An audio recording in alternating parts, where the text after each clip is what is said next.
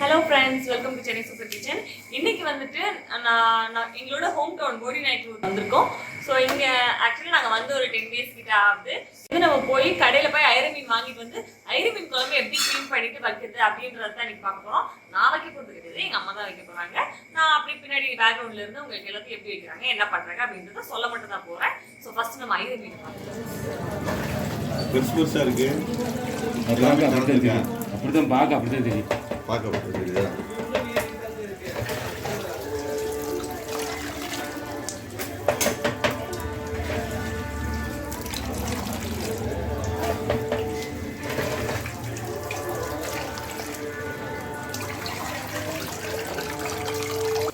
அதே பெரிய விஷயமா இருக்கு.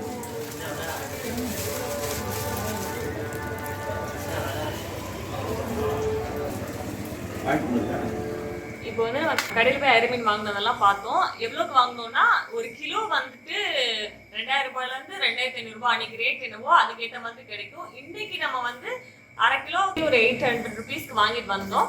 ஸோ இப்போ அவங்ககிட்டயே கேட்டதுக்கு வந்து ஐர மீன் பிடிக்கிறதுக்கே நம்ம போய் வீடியோ எடுக்கலாம், அந்த மாதிரிலாம் நம்மளுக்கு சில வாய்ப்புகள் கிடைச்சிது. ஸோ அதெல்லாம் வந்துட்டு அடுத்து நம்மளால முடிஞ்சதுன்னா நம்ம போய் அதை எடுக்கலாம். இப்போ வந்துட்டு நம்ம ஐர மீனை எப்படி க்ளீன் பண்ணிட்டு குழம்பு வைக்கிறது அதை மட்டும் பார்க்க போகிறோம். ஸோ இப்போ வாங்க ஐர மீன் ஓப்பன் பண்ணிக்கலாம். கடன் பராங்கி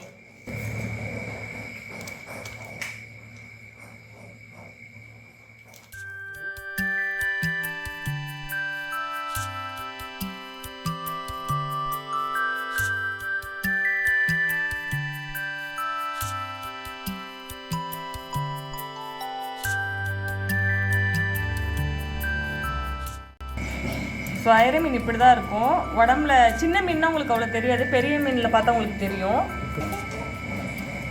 ஸோ இந்த மாதிரி டாட்ஸ் இருக்கும், கீழே ஒயிட்டாக இருக்கும், அது பாலில் வந்துட்டு இந்த மாதிரி ஸ்ட்ரைப்ஸ் இருக்கும்.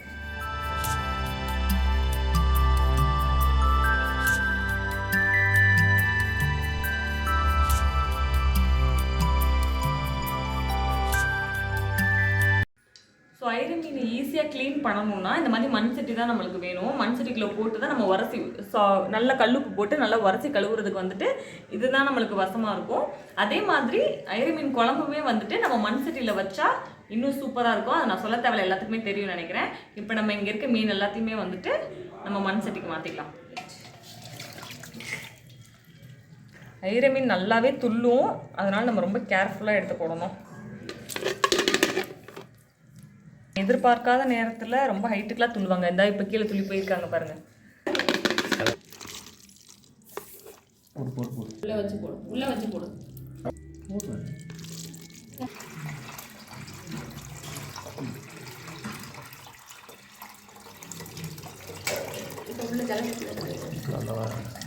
உள்ள தண்ணிக்குள்ள வாங்க. எங்க போறீங்க நீங்க மட்டும்?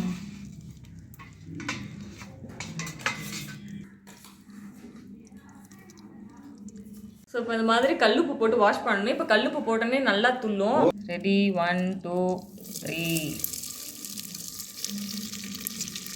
எப்படி துள்ளுது பாருங்க. அதுங்களே மிக்ஸ் பண்ணி விட்டுருக்கீங்க. போட்டு விட்டு அப்படியே அலசிடுது. ஸோ இப்படி உப்பு போட்டுட்டு நம்ம க்ளோஸ் பண்ணி வச்சுருவோம். ஏன்னா மீனெல்லாம் துள்ளி வெளியே வந்துடும். அந்த உப்போட காட்டத்துக்கு நல்லா துள்ளிட்டே இருக்கும். செத்து போகும்ல, சாவாது. நம்ம கழுவி முடிக்கிற வரைக்கும் கூட உயிரோடவே தான் இருக்கும். நம்ம உப்பு போட்டோன்னே பார்த்தீங்களா அந்த கலரே ஒரு மாதிரி வெள்ளையாக மாறிடுச்சு அந்த ஃபிஷ்ஷோட ஸ்கின்னில். நல்லா இப்படி உரச்சி கழுவணும். எனக்கு பயமாக இருக்குது கொஞ்சம். இப்போ நான் வந்து நம்ம ட்ரையலுக்காக சுற்றி காட்டுறேன். இதெல்லாம் வந்துட்டு எங்கள் அம்மா தான் பண்ண போகிறாங்க. இந்த மாதிரி நல்லா உரசணும், அப்போ தான் வந்துட்டு அதோட அழுக்கலாம். இந்த மாதிரி கடிச்சிக்கும் மீன் கையெல்லாம். இந்த மாதிரி சைடில் அந்த செதில் இல்லைன்னா அது பல்ல வச்சு நல்லா கடிச்சு இந்த மாதிரி ஒட்டிக்கும். இந்த மாதிரி சுற்றுறப்ப நல்லா இந்த மாதிரி நிறையா வரும். நம்ம இந்த மாதிரி தண்ணி ஊற்றி கழுவிட்டு நல்லா வாஷ் பண்ணணும். அதாவது நம்ம தண்ணி வாஷ் பண்றப்ப நல்ல கிளியரான தண்ணி நம்மளுக்கு கிடைக்கிற வரைக்கும் வாஷ் பண்ணணும். எதுக்காக இத்தனை தடவை வாஷ் பண்றோம்னா இது வந்து நம்ம பெரிய மீனா நம்ம நல்ல ஸ்கின் எல்லாம் இந்த மாதிரி சுரண்டிட்டு க்ளீன் பண்ணுவோம். இது சின்ன மீனால ஒவ்வொரு மீனும் அப்படி எடுத்து நம்மளால க்ளீன் பண்ண முடியாது. அந்த ஸ்கின்ல இருக்க வலுவழுப்பு தன்மையெல்லாம் போகணும். அதே மாதிரி இந்த ஃபிஷ்ஷே வந்துட்டு இந்த ஒரு மாதிரி பிளாக்கிஷ் கலர் மாதிரி இந்த கலர்லாம் மாறி கொஞ்சம் பிரைட்டாக நம்மளுக்கு தெரியும்.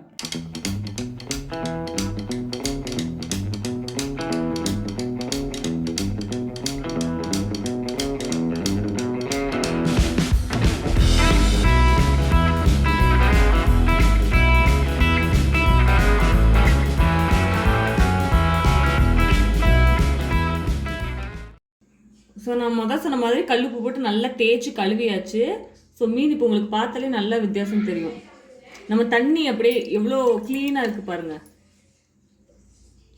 மீனும் பாருங்கள், அந்த நெழுநெழுப்பு தன்மையெல்லாம் போய் உங்களுக்கு தொடுறப்பே ஃபீல் ஆகும். அப்ராக்சிமேட்டாக வந்துட்டு ஒரு 15 டைம்ஸ் நம்ம கழுவ வேண்டியது இருக்கும்.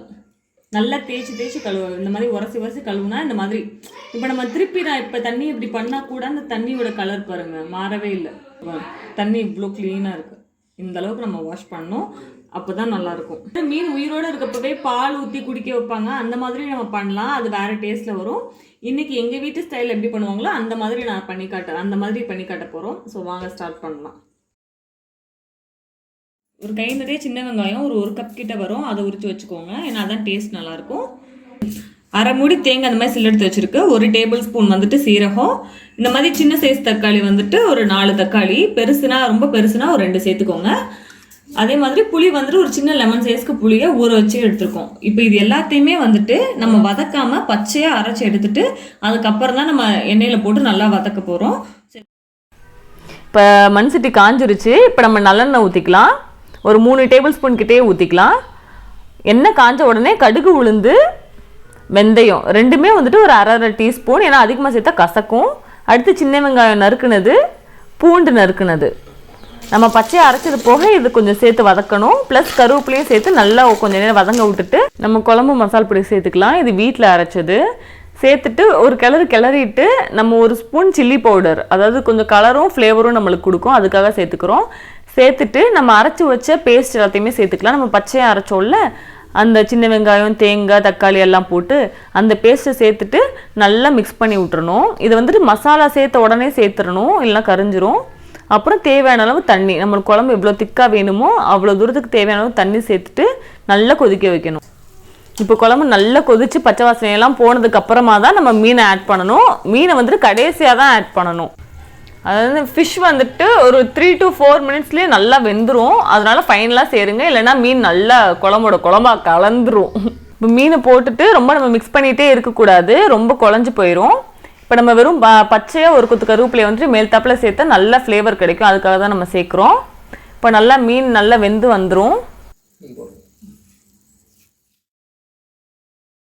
வெந்ததுக்கப்புறம் கடைசியாக நம்ம இறக்க போகிறப்போ ஒரு அரை டீஸ்பூன் கிட்ட கடுகு, அரை டீஸ்பூன் கிட்ட வெந்தயம், இது ரெண்டையும் வந்துட்டு எண்ணெயே சேர்க்காமல் ட்ரை ரோஸ்ட் பண்ணிவிட்டு நல்லா நம்ம கல் வச்சு பொடிச்சு வச்சுக்கணும்.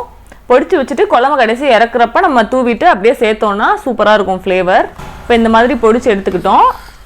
இப்போ குழம்பு மீனெல்லாம் நல்லா வெந்துருச்சு. இப்போ லைட்டாக மேலே தூவிட்டு இப்போ நம்ம அப்படியே இறக்குறோம். ஒரு கொதி வந்தோடனே இறக்கிடலாம். இப்போ அவ்வளோதான், நம்மளோட சூப்பரான ஐரை மீன் குழம்பு ரெடி ஆயிடுச்சு. இது வந்துட்டு நம்ம நைட்டு வச்சோம், இது மறுநாள் காலையில் எண்ணெய் மிதந்து எவ்வளோ சூப்பராக இருக்குது பாருங்கள். அப்போ தான் இந்த மீனோட சாரெலாம் நல்லா இறங்கி நம்மளுக்கு நல்ல ரொம்ப டேஸ்ட்டாக இருக்கும் குழம்பு. நம்மளோட சூப்பரான ஐரை மீன் குழம்பு ரெடி.